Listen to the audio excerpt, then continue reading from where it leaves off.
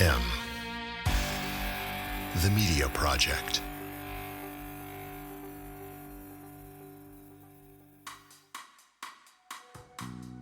Breaking Housing Matters is a national housing initiative building housing profitably. It is a first-of-its-kind initiative currently being piloted in Rutland City, Vermont, USA. BHM brings multiple key stakeholders from the housing development ecosystem together to solve the dual issues of affordability and profitability. Participate in an all-ships-rise approach designed by a multiplicity of internationally recognized experts in development, economics, housing, and governance. Donate, start a petition for your community, or learn more at breakinghousingmatters.org. Press and program inquiries, please contact our Vermont Director, Scott Graves, at scott@breakinghousingmatters.org.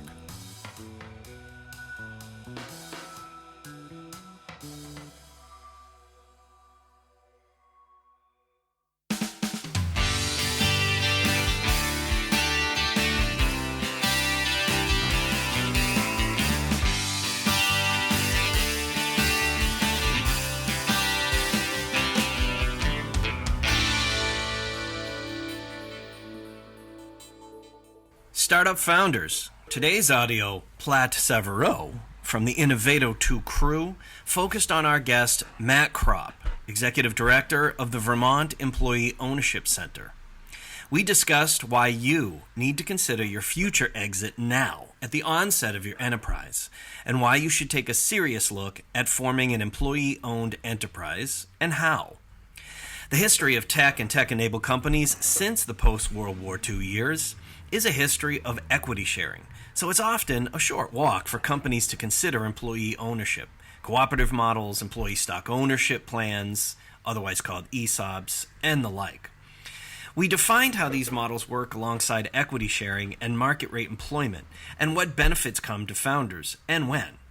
Most notable, we'll tell you how to create an ESOP and planning for a liquidity event are not mutually exclusive. We tie the combination of tech business culture and employee ownership to rural development, how these elements can and should be used to transform communities throughout flyover USA. Now, enjoy the show. I'm going to jump right into, because I know, employee ownership sounds like one thing, but there's sort of, a variety of sort of flavors and ways that you guys go about it.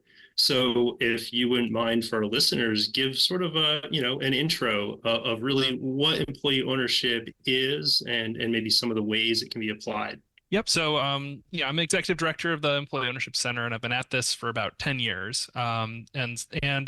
Really our mission is to promote and foster what we refer to as broad-based employee ownership. And so there's a variety of ways that can come into being. There's a few that are most common, and then there's plenty of interesting bespoke examples. But the core concept is ownership of companies where everyone who works there, from the person who sweeps the shop floor to the C-suite, has a chance to become a co-owner of the company. They maybe don't. It's not necessarily something that happens immediately when you're hired, but that there's a path to it. And so, probably the two most common mechanisms for this that we work with a lot are the employee stock ownership plan, or ESOP, which tends to be for a bit larger companies, and the worker cooperative, which is viable for much smaller companies than an ESOP. There's a certain floor to the size of about 20 employees for an ESOP, more like 5 for the cooperative model. They can go lower than that. Each have some kind of unique characteristics to them, and that are kind of some interesting core differences. But fundamentally, those are the two sort of most common ways we see of achieving that, and they're also the two that are sort of recognized by the federal government in terms of certain tax treatment, tax incentives, that sort of thing. So our work is really, educating folks, supporting groups of employees and business owners as they sort of explore this process. We do an annual conference to sort of like get folks together to talk about this, both from existing employee-owned companies and folks who are considering employee ownership. And there's a variety of other ways that we try to sort of build a supportive environment for this kind of business. Because of the prevalence of equity sharing in tech and tech-enabled companies historically, Give our listeners a bit on, there is a difference, right, between that kind of equity sharing and these are my words, not yours, and not the industry's, but real quote unquote employee ownership, right? In other words, I guess it could be characterized as it needs to lead to a next step. So maybe you can give our listeners a little bit of information on that. Yeah. So in many cases in the kind of tech world and the startup world, you can sort of I think that you can, in some ways, and I think it's very appropriate and useful in many ways. Think of some equity sharing as almost like labor gambling or speculative labor, right? Where you're like, okay, the company can't really afford to pay me all that much cash wise, but there's some potential value, and I'm in a position where I can contribute my skills, and maybe it's worth zero, or maybe it's worth a huge amount, right? And so Right. so there's this kind of opportunity there. Um, with broad-based employee ownership, it's and there's and I'll maybe get into some of the differences with the ESOP and co-op models, but at its Please. core, it's about sort of going, being able to go to work and build wealth and potentially have voice as well, in the context of your work, but while still being paid sort of more like market rate wages. So you basically have this type of situation where the employees are not really working on spec so much as they're getting paid market rate value for their labor, and then being able to share in the kind of the upside or the success of the company going forward. And so with the ESOP model, it's essentially the a specialized retirement plan owns the company, and as people work there, the company makes pre-tax retirement plan contributions, and you build up this kind of account over time. Each year, the company does a valuation, and that reflects kind of the total of your stake in the company. And when you leave or retire, that's bought back by the company at that sort of market valuation. With the co-op model, it's a little bit different in that it's not based on the market value of the company in the way that value is delivered to the employee owners. Rather, you buy in after working for a certain amount of time, you purchase one share. That share gives you the right to vote for the board of directors, participate in governance, and a right to a share of profit that's generally based on your contribution of labor to the company. That contribution can take the form either of hours worked, right? So you might be making significantly different, on the pay scale, but everyone is kind of being compensated in terms of profit for the same relative amount. Or it could be value of labor, right? So it's the profits prorated in the same way that the W-2 income is distributed among the employee group. And so when you leave, your share is bought back at face value, and the value that you have is the kind of profit that's been allocated to you, but unless it's being liquidated, a worker co-op doesn't need to ever sort of do a valuation in order to onboard or offboard people. And so that kind of makes it much lower overhead, because you don't need you have a very simple, straightforward way of planning for the kind of buy sell, repurchase obligation moment. And that means that, certainly for smaller companies, it's a logistically viable option for doing this. Yeah, it doesn't have the cash flow requirements of this is why typically ESOPs are for not just larger, but I find an equally good characterization is a mature company, because a company needs to have a certain amount of cash flow to be able to properly fund the ESOP. Yep. There's some companies, and in Vermont, Gardner Supply is an example, that started ESOPs pretty early, but for as much cultural reasons as financial reasons, where Right. Will Rapp, one of the founders, really wanted to see build an ownership culture, and so each year they were like, all right, we're gonna, if we have some extra profit, we're gonna bonus it to people through this ESOP plan and gradually buy. So over the course of many years, they built up like an 11% stake for the employee group, and then as a mature company, did a couple of leverage transactions to get that ownership to 100%. I mean, also a company at that scale is already doing valuations and such. So, that cost is spread across other purposes. So it starts to scale. Right. So talk a little bit, though, you kind of alluded to it there, right? That was a particular leader that was really thinking about an ESOP. Certainly like to think there's lots of other business leaders that want to start in that way. And there's certainly good, reasons to do that. But are there some like hard economic reasons you can articulate why a company who might see the value in this really wants to be thinking about it up front strategically and really reaching out to you guys to get that guidance? Hmm. Yeah, there's a few elements, right? For someone who's very early on, right? There's the question of, you should be planning your exit from the beginning, right? We're all humans. We're all eventually going to move on to other things in one way or another. And so, what is your goal for the future of the business? And there's certain things that if your goal is, all right, I want this thing to be something that ultimately goes to a broader group of employees, and is kind of like, has certain legacy elements or other things like that, then you're going to want to sort of engage with your employees over time in a very different way than if you're, say, going to be ultimately aiming for a private equity sale or going an IPO or things like that. And in particular, there's kind of things around the focus on financial and business education, and really sort of engaging people in a way that makes it so that the company isn't a black box to them. Right.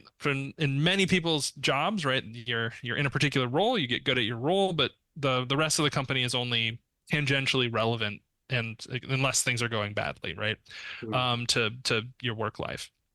But if you do things like open book management, right, get great game of business, these different practices that both communicate sort of how individuals' particular roles impact the whole and build an understanding of the whole, then when the time comes for folks to think, okay, is this something that I would want to be part of as an employee owner?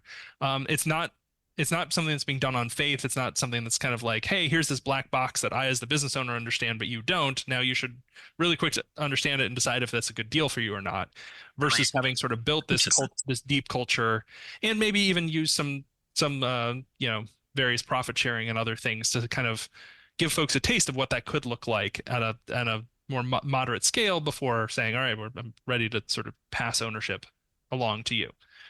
Right on. So I mean, would you say that it's not compatible with that VC exit plan, or is there still ways that employee ownership can be compatible with some of the more traditional ideas of how something's going to take its pathway to the market?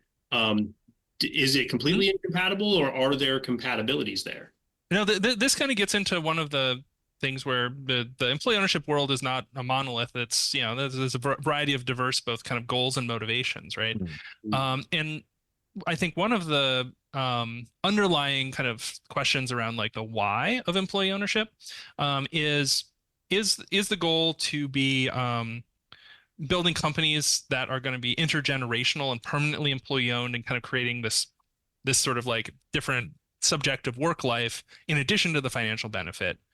Or is the goal something where you want to be creating this thing that has everyone rowing in the same direction, you have higher productivity, and then when, but you're open to that sort of buyout liquidity event, and when that happens, it's not just the folks at the top who are getting life-changing financial returns, but it's everyone, right? And when the ESOP is sold, one of the things that happens is everyone vests in the plan, even folks who have been there only a couple of years, so that really sort of there's a number of design elements to make sure that that wealth is broadly shared when that happens.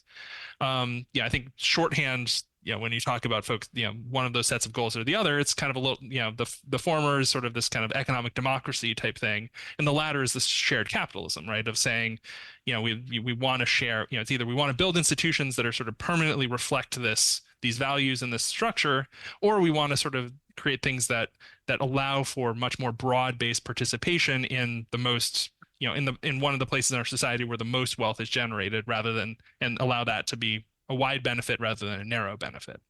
And so, certainly like there are some interesting examples of companies where it's like, all right, at a certain point, maybe for cash flow reasons or business reasons or others, they're like, okay, we want to bring on investors, or it's time to sell, and at that point, like oftentimes if there's a pass-through vote of all those employee owners in the ESOP, usually it's once the deal is laid out, and it's made sense to get to that point, you're going to have a super majority of people saying, yes, I want to do it, because, right, they're going to get, paid in a retirement sort of level of retirement security that they might not have dreamed that they might have had before. So yeah, there's some tensions there and some different sets of goals that can kind of exist in parallel, I think.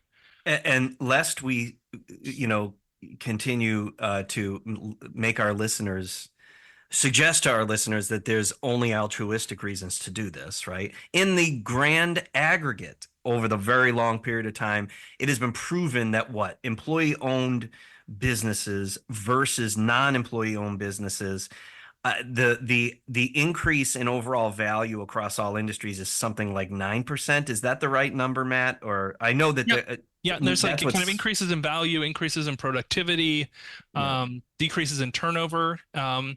But when you kind of really break down those numbers, one important thing to understand is it's not kind of a silver bullet. You just put this in and yay, you get the benefit.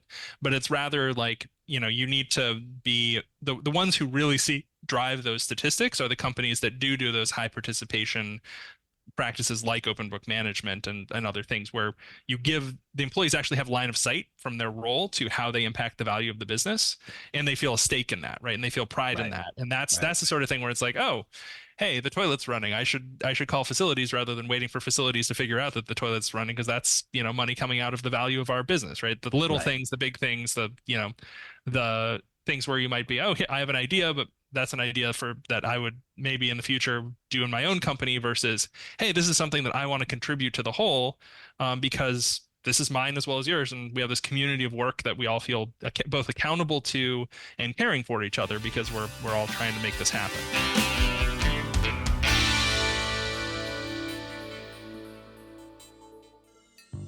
Imagine a vibrant region that embraces innovative technology and systems, allowing individuals and businesses to grow and thrive within the natural and cultural lifestyle of Vermont. Imagine the Black River Innovation Campus. Our community includes business and technology programming, co-working and technology tools, and other exciting experiences that are quickly creating an outsized impact to our little corner of northern New England here in Springfield, Vermont. PC Mag rates Springfield, Vermont number 8 for the best work-from-home cities in the U.S. Join us in Vermont. Begin your journey at bricvt.org.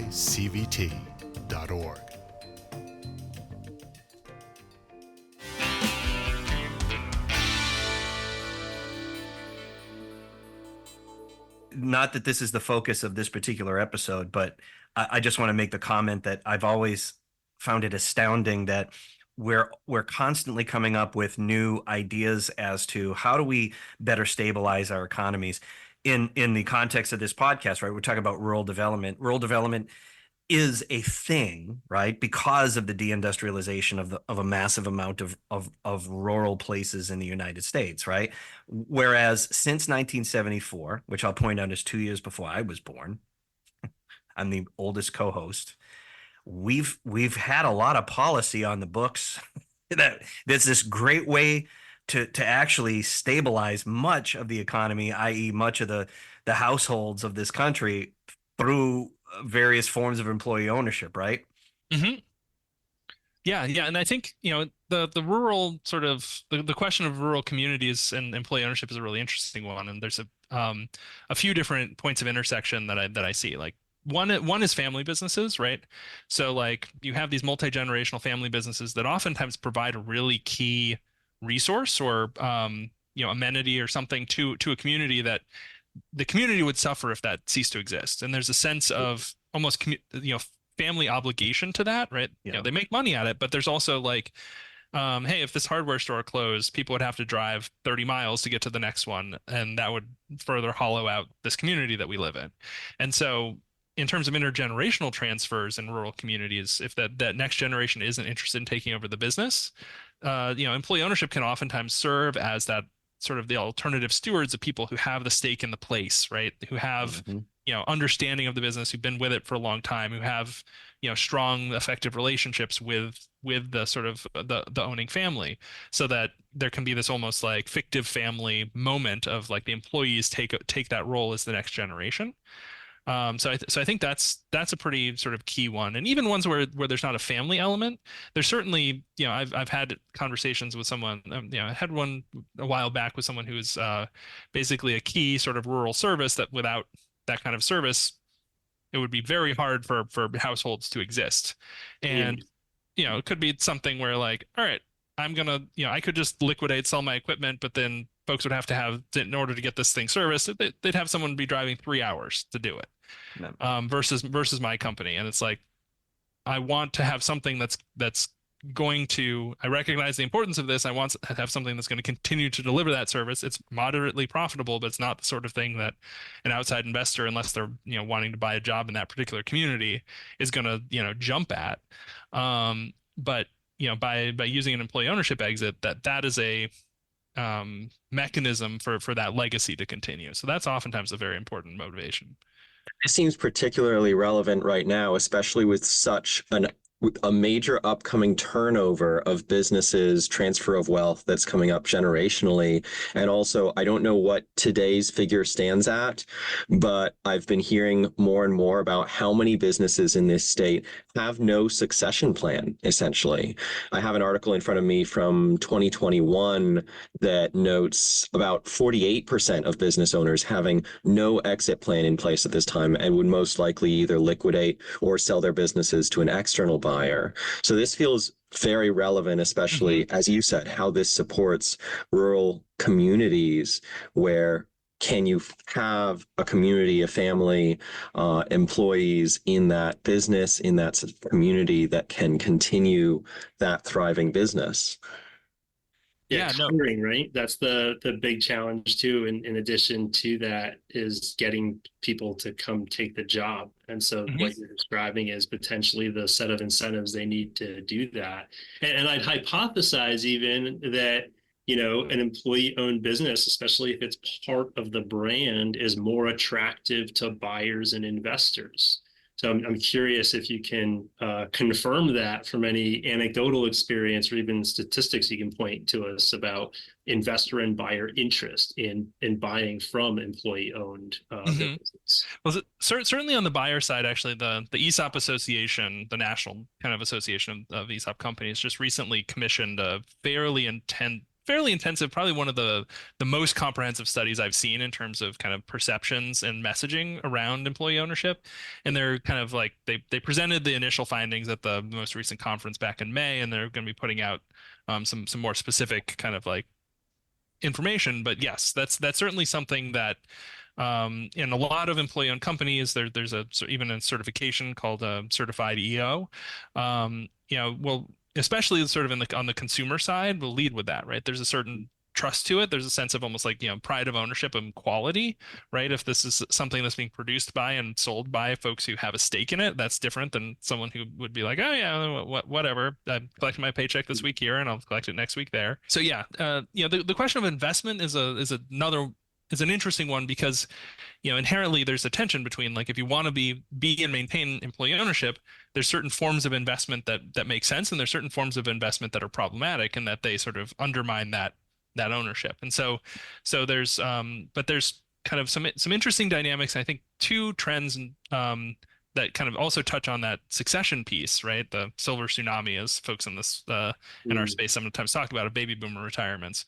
But like, one is the sort of like, question of like, how do we actually create, effective funds and sort of instruments that don't interfere or sort of undermine the core employee ownership piece, but are able to sort of effectively recruit enough capital. And there's a really interesting bill that's in Congress right now called the Employee Equity Investment Act, that would create basically a version of the small business investment company framework, but that's specifically focused on employee ownership. And so we've certainly been having conversations about basically a potential northern New England, one of these, should the legislation pass, that would make it a lot easier to fund both the creation of these and people's exit to them, as well as the growth of them. And so that's definitely that question of like, how do you mobilize the capital? And there's a little bit of a almost catch-22. If a goal of employee ownership is to give folks who otherwise have been oftentimes excluded from many of the sort of the wealth generating machines in our society, the opportunity to build wealth through where they work, but you need capital in order to sort of shift the ownership to begin with. Where does that capital come from, and how do we get that organized in effective ways? This sounds like a good lead in too, because one of the things we've been talking about is the development of the Vegan Tech Hub, development of technology and IP in Vermont. And so, there's a variety of reasons why these concepts speak to me as things that would be attracting people to come to Vermont to work for these companies, as well as companies that, would lean on the leadership that we have here and the experience that we have here in the employee ownership. So can you talk a little bit about, kind of where you see sort of the rubber hitting the road today in terms of how maybe folks are coming to the table looking to apply employee ownership, and especially in the context of these, highly technical and sometimes very siloed industries where there's a tendency to really try to like keep keep data or IP kind of in a walled garden. Yeah, so I think there's a couple of pieces here that I'd want to explore. One is in terms of kind of the statistics on company survival rates and layoffs during downturns, and all of these things. Employee-owned companies tend to show themselves to be more stable, more resilient, that sort of thing. Mm-hmm. There's kind of an interesting dynamic in terms of the early stage and startup businesses, right? And particularly on the co-op side, but with the ESOP side, it's something where, as I mentioned before, there's a certain scale that you sort of need to be at before that's really really viable. And there's also sort of some limitations, and there's actually hopefully finally going to be some, after 50 years, some guidance on this piece, but limitations on what the ESOP can pay for a company, kind of limited to sort of a fair market value rather than strategic value.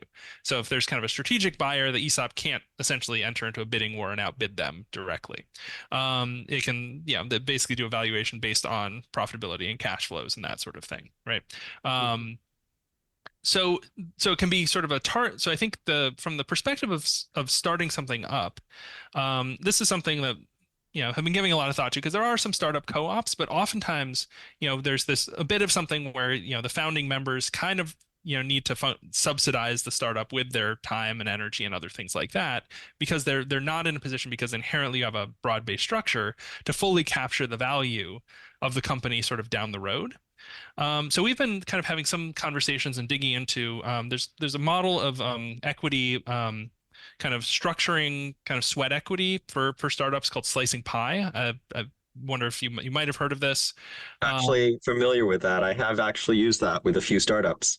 Yep. So we've given some thought to sort of how you think about basically forming a team that says, all right, we're going to form using this kind of sweat equity model that's more dynamic in terms of the ownership in the early phase. Again, when you essentially need to have folks using their skills and other contributions to subsidize the business until to the point at which it's kind of financially sustainable and can pay people in cash. But having, developing actual like model agreements and things like that around, an intention to, at a certain point, transition to one of these kind of broad-based employee ownership structures, and giving the sort of the founding group, folks rights to essentially say, okay, when do we want to trigger that and bring more folks in, and then essentially sell, be on both the buy and sell side and sell our sort of stake and be paid out over time through revenue sharing notes or other things like that. So there's kind of this, when you look at entrepreneurship in broad-based employee ownership models, probably the most successful areas like Mondragon in Spain, and Basque region of Spain, the Emilia-Romagna region in Italy, which is a little more networked. But one of the key elements there is that you oftentimes have entrepreneurship happening within the context of strong institutional support. So the Mondragon, which is a network of dozens, if not hundreds, of worker cooperatives, that has its own bank, has its own university. When there's an idea for a new business, oftentimes there'll be, say, someone who has had experience managing one of the firms, then kind of goes through a training program around starting a new business, and then is capitalized and supported by that institution. In the Italian context, it's less centralized, but they have these kind of development funds that similarly can kind of be the source of that startup capital. We, as much as I continue to work towards building deeper and stronger capital formations that can provide that kind of support, functionally, most startups are going, in the context of rural Vermont, are often going to require that sort of, that sort of bootstrapping element. And so really so we've been giving thought to, and certainly would be happy to collaborate and put heads together with others who are interested in this topic about how to create models that sort of can start in that mode, but have a very clear and straightforward way of transitioning to a broad-based employee ownership model, kind of at a tipping point of organizational sustainability. The other thing that's, and this kind of comes to something also that Will brought up a little bit, which, around the succession thing, is the question of employee-owned holding companies. So this is a newer trend that we're seeing. There's one that just recently bought its first company in Vermont, Benur Plumbing and Heating. But, one thing that there are a lot of these businesses in rural Vermont that are kind of in that 5 to 20 employees range, where the business owner is very involved in operations and very load bearing, right? So you take that person out and, the whole edifice kind of falls apart unless and at that scale, it's very hard to, and takes time. You can do it. And I've seen plenty of examples where it has happened, to sort of cultivate a successor or distribute the role of that individual sort of founder / owner operator among a few different employees, so that they can step back from operations. And so there's this kind of question of like, okay, well, if these are too small to themselves do an ESOP structure, don't have the management depth to sort of effectively transition, so maybe it kind of would normally look like a liquidation.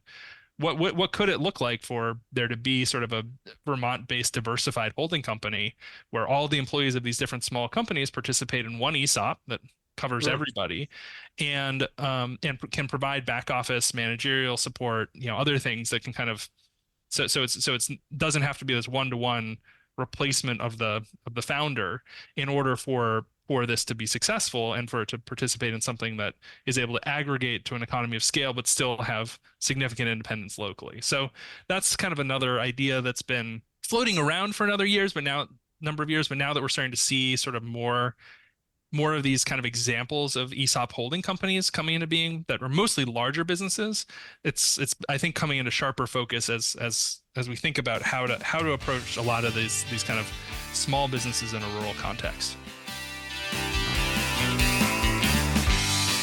SMG's Are We Here Yet podcast is a production of M the Media Project and SM Graves Associates. Learn more at smgravesassociates.com.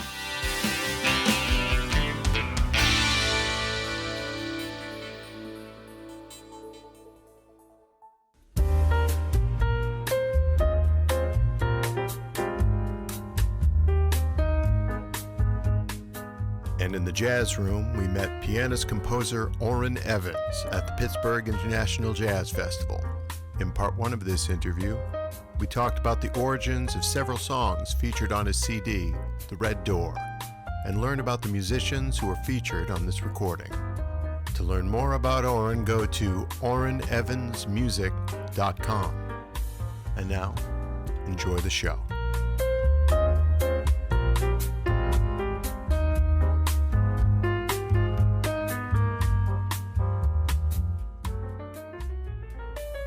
This is Orrin Evans inviting you to join me in the jazz room with host Joan Watson Jones.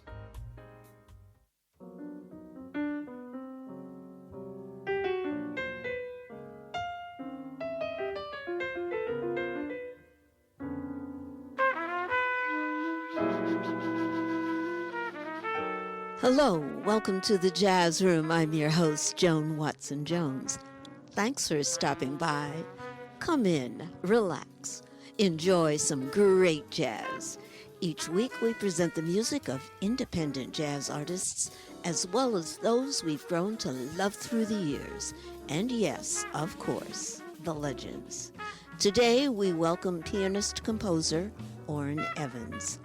We met before his set at the Pittsburgh International Jazz Festival. In part one of this interview, we'll talk about his CD, The Red Door, the meaning of red, the jazz train, and our jazz elders. You're listening now to Feed the Fire. Enjoy.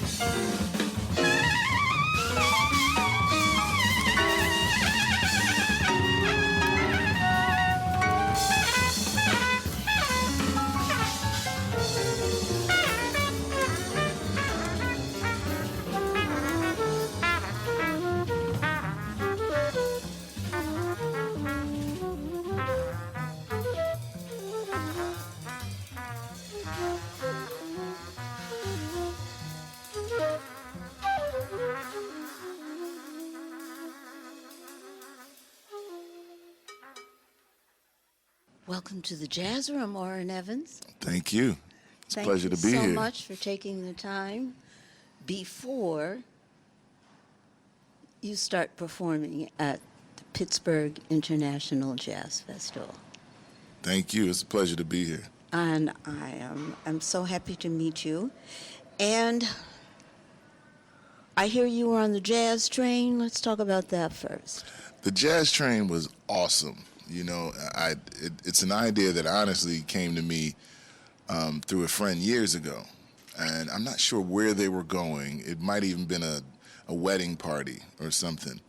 And this is over maybe 30 years ago. And she said, I'm going to put a trip together and we're going to go on Amtrak and we'll just have a whole car to ourselves. And I said, wow. She said, that way you can do whatever you want in the car. And I said, oh, wait a minute. That sounds like a good idea. So I called up Amtrak and talked to Janice from the festival. And it was awesome. You know, it was definitely getting it together to figure out getting people leaving from 3 different locations and getting people on the train and getting the instruments on the train.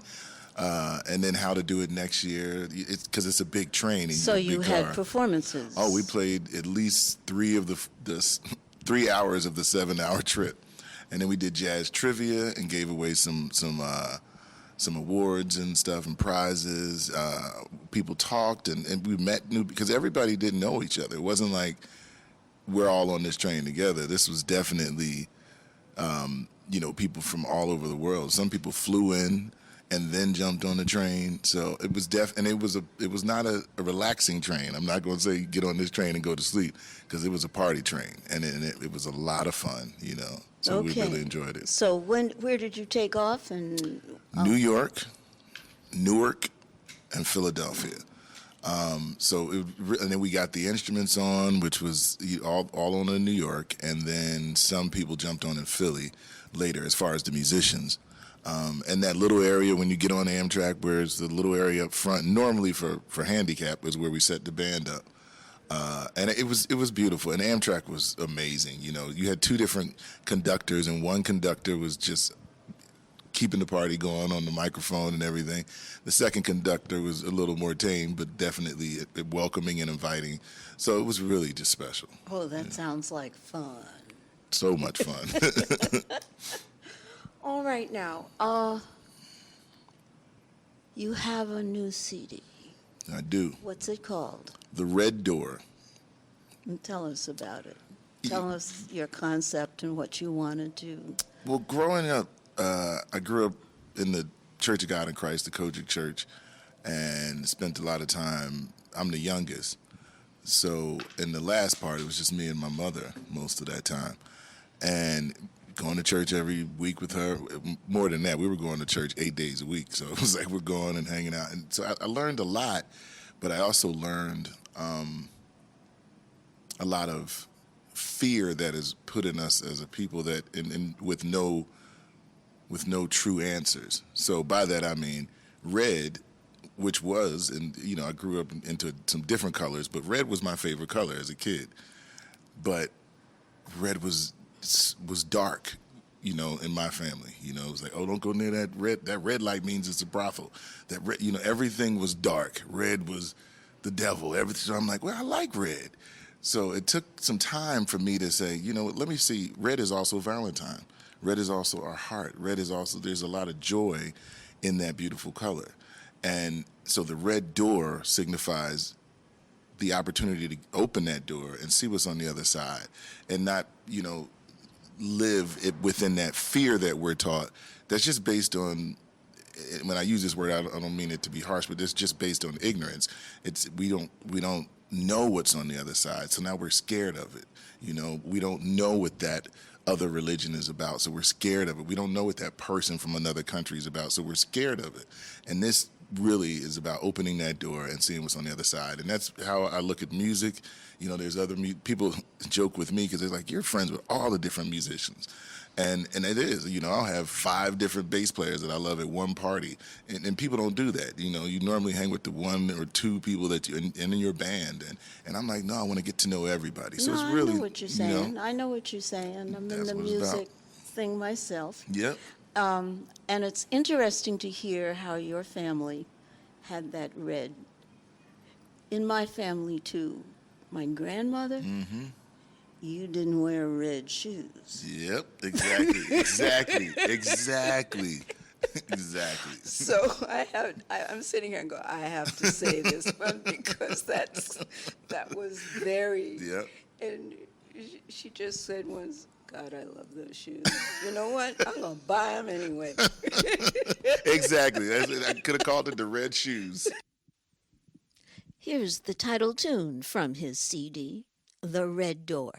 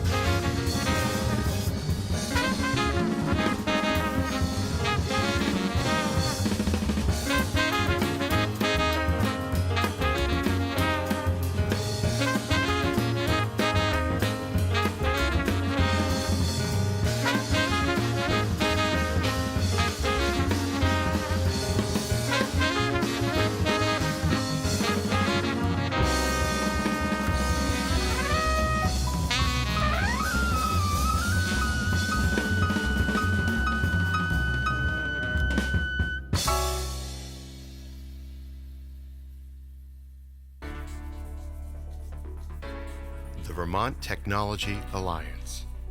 The VTTA is the only statewide organization focused on Vermont's tech business sector and entrepreneurs. Our business members are Fortune 500 companies, startup founders, small business owners, and soloists. We provide advocacy, recruiting of tech talent, events, and other networking opportunities. We are the heart of the tech ecosystem in Vermont. Become a member now at vtta.org. The Vermont Technology Alliance. Tech thrives here.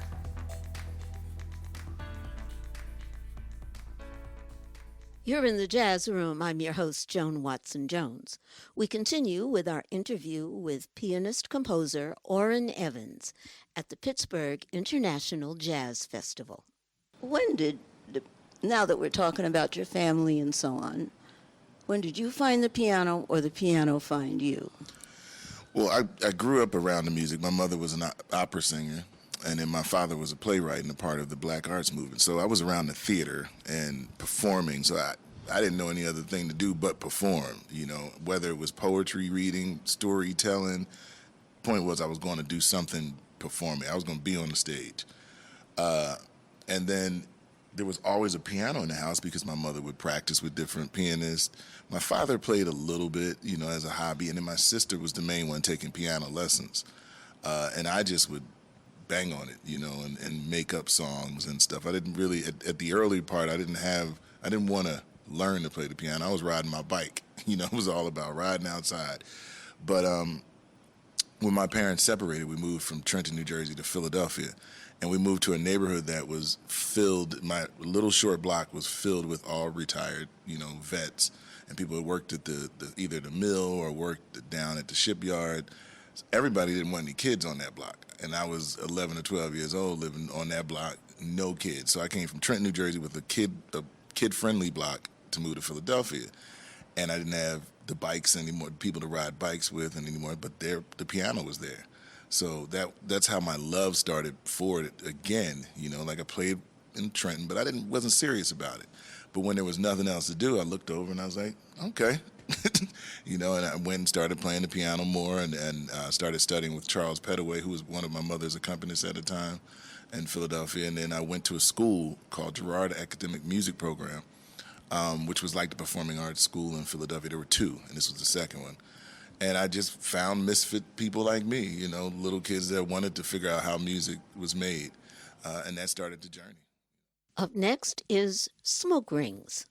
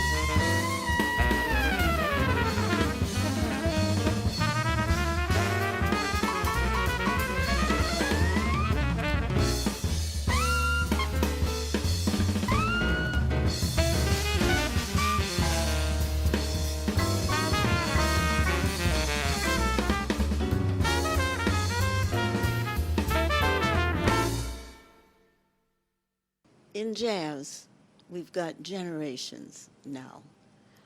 At some time, you've met jazz elders, worked with those jazz elders. Any come to mind with you that you have met, worked with, played Well, with? not only, I actually lived with them too, because my uncle, my uncle that I moved in with was a jazz saxophonist. And at the time, he was touring with Trudy Pitts and Shirley Scott, two great jazz organists out of Philly. So I was surrounded by the elders. They were my babysitters. They were ever Mickey Roker, Bobby Durham, Arthur Harper. Just growing up in Philadelphia, there were some amazing, Evelyn Sims, Johnny Coles. I was blessed. Whether I went to a formal school or not, it didn't matter because I was getting it right there in Philadelphia. It was a great place to grow up. And I say it was, not that it isn't now, but the elders, there's two things happening. Either the elders who are elders now aren't taking the responsibility of being elders, or it's just not that same type of world, and the younger ones don't go seek the elders. For me, when I moved to New York, I had to go seek George Cables. I had to go seek John Hicks, Ronnie Matthews. I had to go find them. I had to find a way to get into the clubs, and if I couldn't get into the clubs, you stand outside Bradley's and listen. I had to go seek them. Now, they send you an email and want to study with you on Skype, and the whole process of going out and seeking the information from the elders is different, But for me, I was blessed. I was definitely blessed to have those elders around. Oh, that's great. That's great. I know the feeling very well. And I want to talk about the music from your elders and how you developed your sound from there. It took being around the right elders that encouraged you to find your voice. That doesn't always happen. You'll meet some people and they try to make you play like they want you to play, to be in your band. Whereas you had some of the leaders, like Art Blakey, who said, "Come on, let me help you find your sound. I'm not going to make you sound like me, even though we're all a part of the Messengers. I want you to find your voice. Then when you find your voice, it's time for you to go on and do your thing." Just one of my favorite comments that I've heard that Blakey said was, "This is not the post office. You don't retire from here. You move on and you get another one. You go somewhere else. You don't stay there the whole time." If you have that kind of elder, which I did, not all of them, but Hamiet Blewett was one of those for me, where he helped me find my sound. Oliver Lake, certain people were like, "Okay, I hear where you're coming from. Let me just let you do your thing and find your sound." But then there's other ones who are like, "This is how you play with me." And there's a time and a place for that too, But for me, I felt more akin to the elders who helped me find my voice, and not just the voice that they wanted to hear. And that's a tricky situation. You have to know what the information you seek, what that information is, and know when you're getting it and know when you're not getting it. And it might be okay if this person is an elder to say, I want to get some information from somewhere else. Because being older doesn't make you an elder. You know what I mean? Just age is given to everybody. We're all going to get old. But it's what you do with that time that you've been on this earth, and then how you share that information based on the time that you've spent on this earth. The time is just the time, but what did you do with that time? Finally, here is All the Things You Are. In part 2, we'll talk more with Orrin about his original music and the musicians on his CD. Learn more about him at orrinevans.com.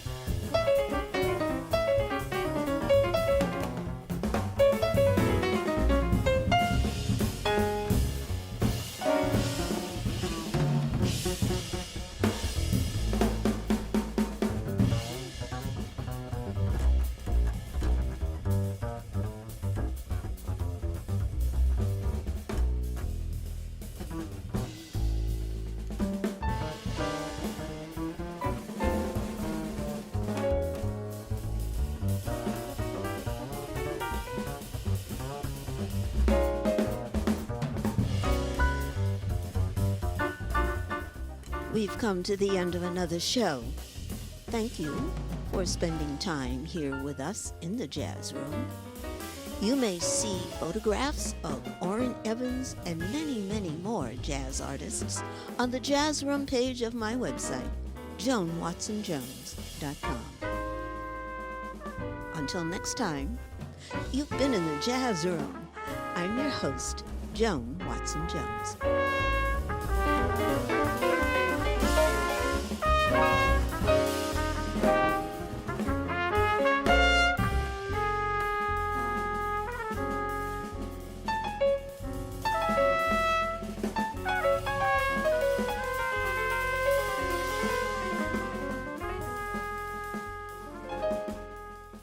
The Jazz Room is distributed by M the Media Project and SM Graves Associates. Learn more at smgravesassociates.com.